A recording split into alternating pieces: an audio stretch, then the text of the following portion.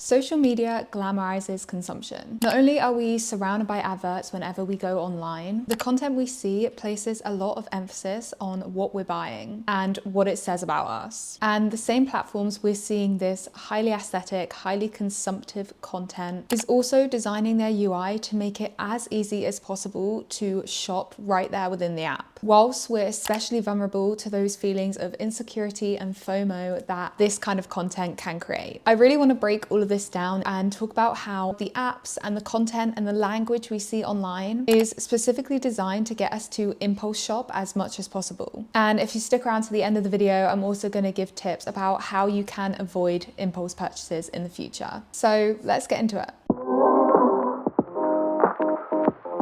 Before we do, welcome back to my channel. My name's Katie. I talk about sustainable fashion, personal style, and conscious consumerism. If that sounds good to you, then make sure to subscribe here and follow me on my other platforms. Before we deep dive into it, I'm going to quickly talk about what impulse shopping is and why it's bad. So the dictionary definition of impulse shopping is buying something when you weren't planning to as a result of a whim or impulse. Pretty standard. To me, I kind of equate impulse shopping to the feeling I get when I'm looking at an item and trying to justify the item in my mind or like jump through mental hoops in order to make myself believe that I need it. Then I know that I probably don't. Although I'm not perfect, I feel like I have definitely gotten better at curbing my impulse shopping and recognizing the triggers that might make me impulse shop. And I'll be talking about that more at the end of the video. But this is an especially fascinating topic to me because I feel that fast fashion and overconsumption of fashion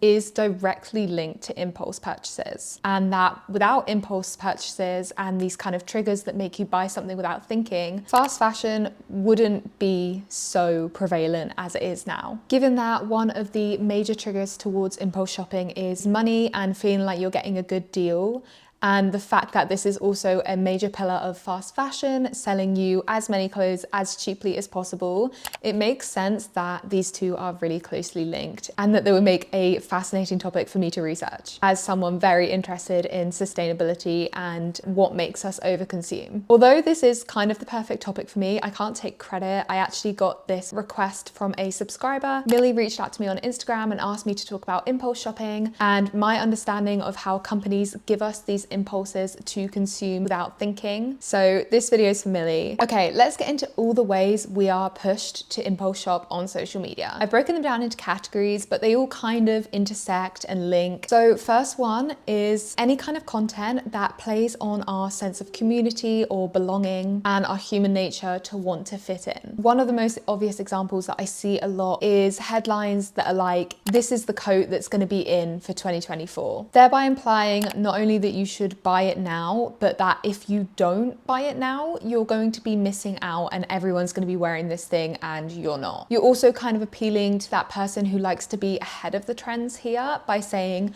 this is going to be in this year, you should definitely buy it now before everyone's wearing it, so you look like a trendsetter. And given that the idea of being a trendsetter is quite highly regarded online, I think it does a lot subconsciously to make you want to purchase this item now without necessarily thinking it through and thinking about your wardrobe and how it works. When I say content that plays on our sense of community, I'm talking about very popular content online that tells us we can label ourselves as this if we buy XYZ. For example, here's 5 things that every cool girl should own. And the viewer of the video is then immediately thinking, okay, if I just buy these 5 things, then I can call myself a cool girl and I can purchase a whole new personality online and be this person, even though obviously buying something doesn't equate to having a personality. And I spoke about that a lot in another video I did, which looked at TikTok trends like the airport trays and the loot drops and how those things also contribute to selling you a personality, which also rely on this highly aesthetic content that can be quickly purchased. The reason I gave an example of TikTok videos is because it works so well on this platform specifically, because it both promotes and sells highly aesthetic content at the same time. TikTok literally gives users the chance to set up their own TikTok shop where they can link the products they're talking about so other people can buy them really quickly without leaving the app. But I'm going to go into that more in another point. More online language that promotes this sense of like community or belonging is tag a friend if you think they'd like this. I mean, I spoke about this in the TikTok shop video that I did on my channel a while back, but TikTok used to be the place where people would put genuine product recommendations without trying to sell you something. And it wasn't until the inevitable decline into influencers and TikTok using this habit to promote their TikTok shop that the recommendations started to become a little less genuine and a little more, here's my affiliate link. And even though that kind of genuineness has disappeared, our perception of TikTok as being the place for recommendations still remains. And I think that's one of the reasons why a lot of people purchase things on TikTok shop and impulse purchasing is so high on there. Sort of speaking of, we obviously can't talk about this topic without talking about parasocial relationships with influencers and how powerful that can be when it comes to impulse shopping. Brands obviously lean into this idea of genuine recommendations online by using influencers and using user-generated content because it's so much less likely for us to be able to spot an advert. And I think it's so effective because people are showing the product in their homes. They're showing themselves using it in their everyday routines. So I want to give a really specific example because it's what came to mind of those like LED skincare masks that are really expensive, but like so many influencers got gifted when they started to become popular. And the reason I want to give this example is because you might see this like skincare mask online and think, what the hell is that? How do I use that? How do I work that with my routine? Like, what do I do do you know what I mean? Like, there's a lot of barriers to entry because it's so new to a lot of people. And that's why I think using influencers and UGC content was so effective here, because these people were answering all of those questions basically in a very aesthetic way that wasn't reading a boring description on a website. Like instead, you can literally sit there and watch your favorite influencer go through their skincare routine and then pop this mask on and see them sitting in their beautiful house with this mask on, reading a book or like, you know, sipping their matcha tea through it. And it's kind of this idea of us not having to question how something is going to fit into our lives, how something is going to fit into our routine, because we're watching it in their life. We're watching their routine and how they use this product, and we think we can just, you know, emulate that in our lives. And that kind of question of how does this work for me isn't really being asked. Not thinking for ourselves about whether we would genuinely want this product and whether it genuinely works for us. Kind of building off that, kind of building off this idea that we're all one collective person that needs the same thing, and like if it works for someone else, it'll work for you, is very specific language that has grown very common on TikTok especially, which is like, we're not gatekeeping here, or PSA, here's like the best new product, or need to put you guys onto this top or whatever. This works in so many ways, and I think it's one of the most effective tactics that content creators can use to make you buy whatever they're selling. Because not only does it play on the fear of missing out, which is so prevalent online and something that is part of our human nature, it also makes out that the content creator is doing you a favor by showing you this product. And again, it's this kind of sense of like weaponized community online. It's like, okay, well, if I buy this thing, am I part of a group online that owns this thing? Is that what defines my community right now? And I think especially in the loneliness epidemic that's happening right now, a lot of people have confused purchasing and consumption with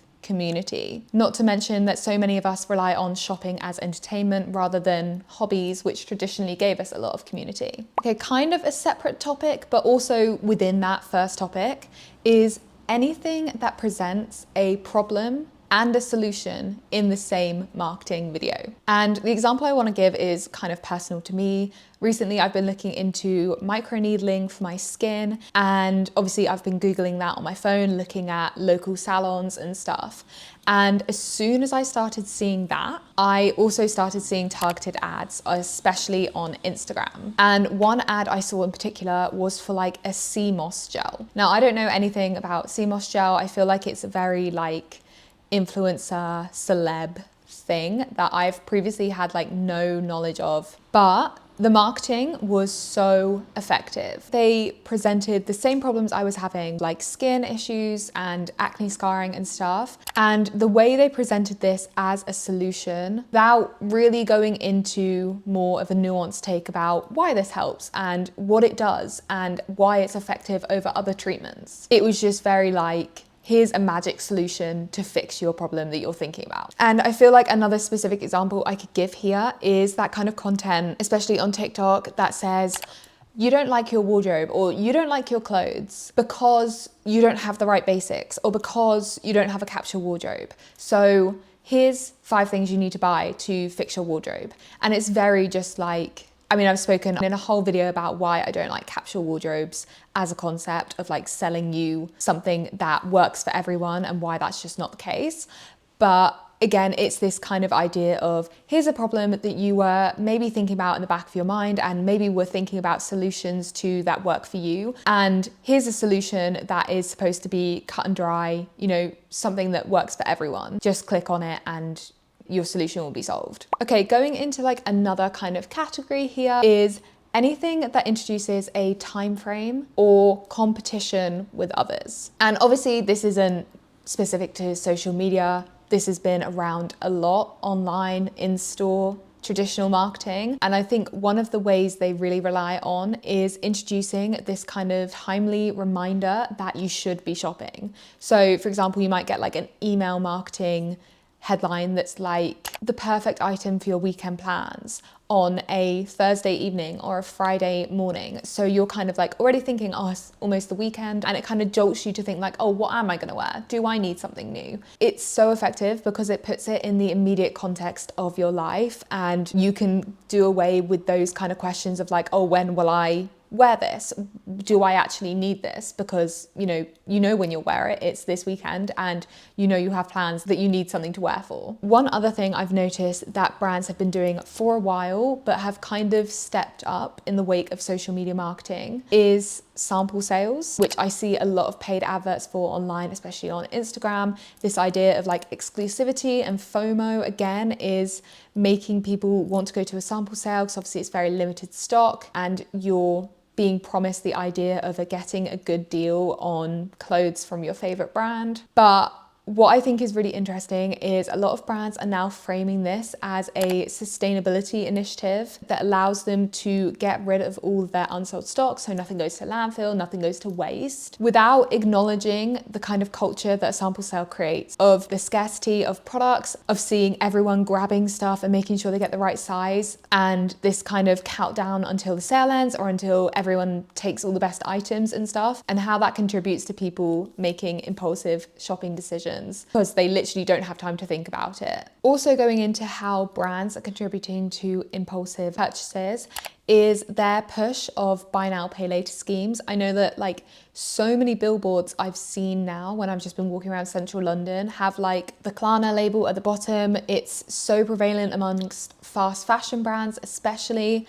And I've done a whole video again about buy now, pay later schemes and why they contribute to overconsumption. Okay, my last kind of topic is content that emphasizes a lack of barrier or like the ease of buying it.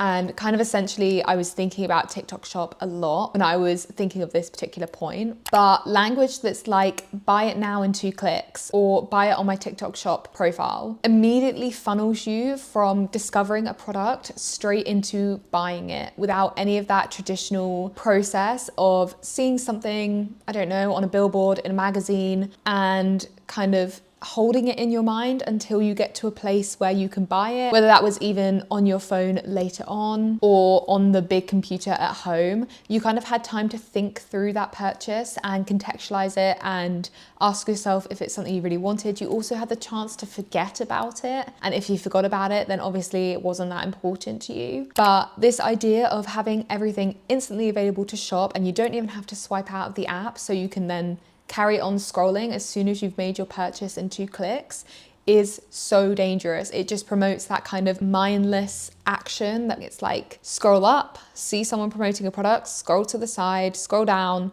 hit click now, scroll back, keep scrolling on the videos. Like, you don't even have to stand up to get your card details because TikTok Shop or your phone remembers them for you. It's just so frictionless that it's dangerous. And one statistic I found that was really interesting when I was researching this video was that Shein and Temu have the highest customer overlap with TikTok Shop. Around 28% of Shein shoppers and a quarter of Temu's customers also shop on TikTok Shop. And again, I think it kind of highlights this link between fast fashion and impulse shopping and how the industry just relies on mindless consumption and pushy marketing tactics and this fear of missing out and, you know, wanting to be part of a community to get you to buy their products without actually looking into their business practices or what the product actually is and what it's made out of. Okay, now we've gone through all of that, let's talk about how to spot and stop impulse shopping when you're scrolling online. Obviously, now that we've gone through all the ways brands and influencers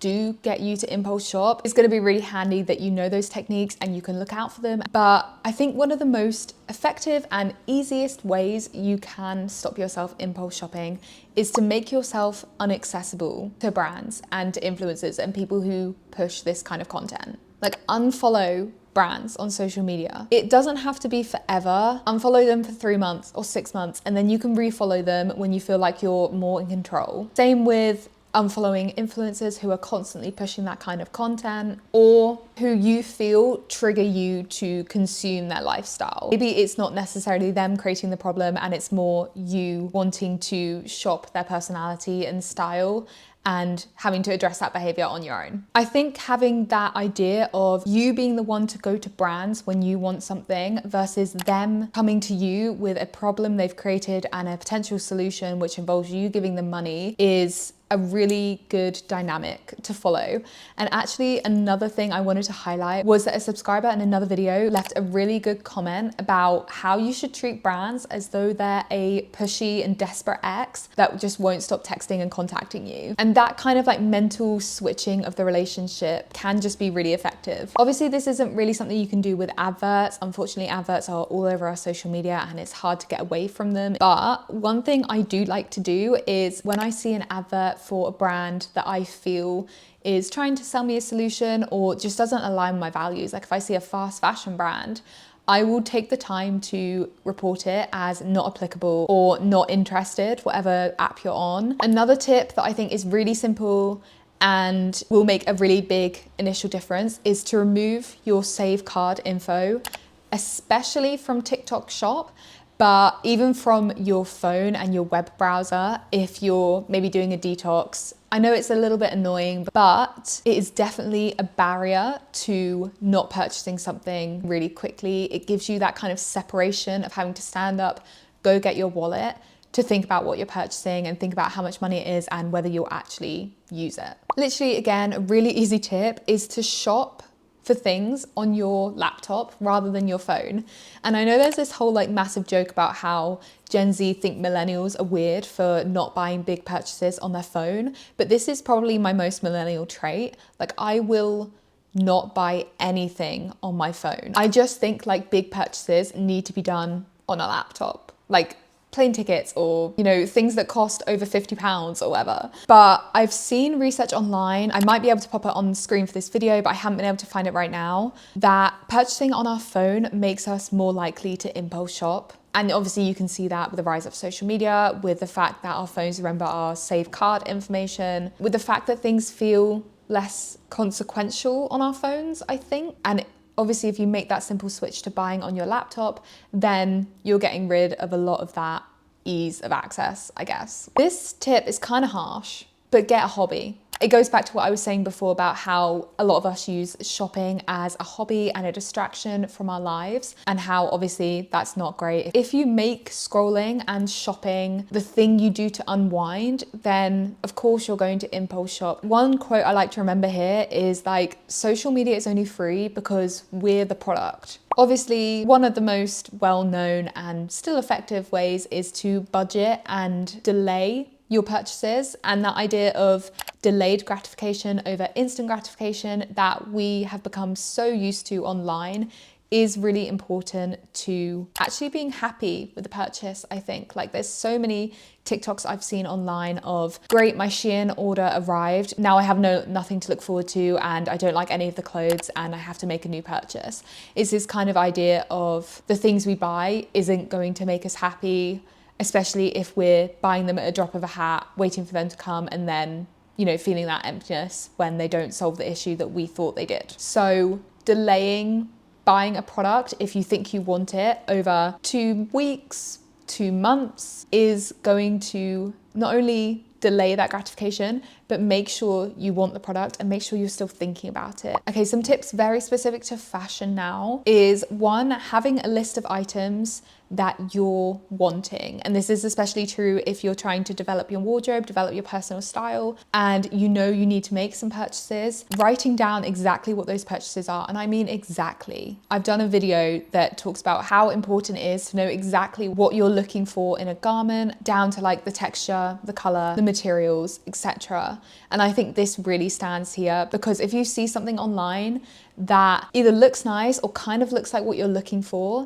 you're gonna stop yourself from jumping on immediate solution because it doesn't quite fit what you know you want exactly. I think it can be really hard in the moment to walk away from something that feels kind of right but isn't exactly right. You tell yourself that it's fine, and I do this a lot, and this is why I introduced that whole video of how I'm stopping doing that. So yeah, I think this is a really important step, is being very specific about what you want and having a list that you can check when you go to buy something. Okay, last, calculating the cost per wear of a garment as its price rather than the sale price or, you know, the one-off price that you're being given by a brand. You're thinking about the true cost of something over the amount of times you're likely to wear it, and how quickly that can mean you step away from the £10 fast fashion top that you'll wear once and go for a £50 top that you're gonna wear 50 times. Obviously, these are just tips that kind of work for me. I'd love to hear what works for you guys. So yeah, leave those in the comments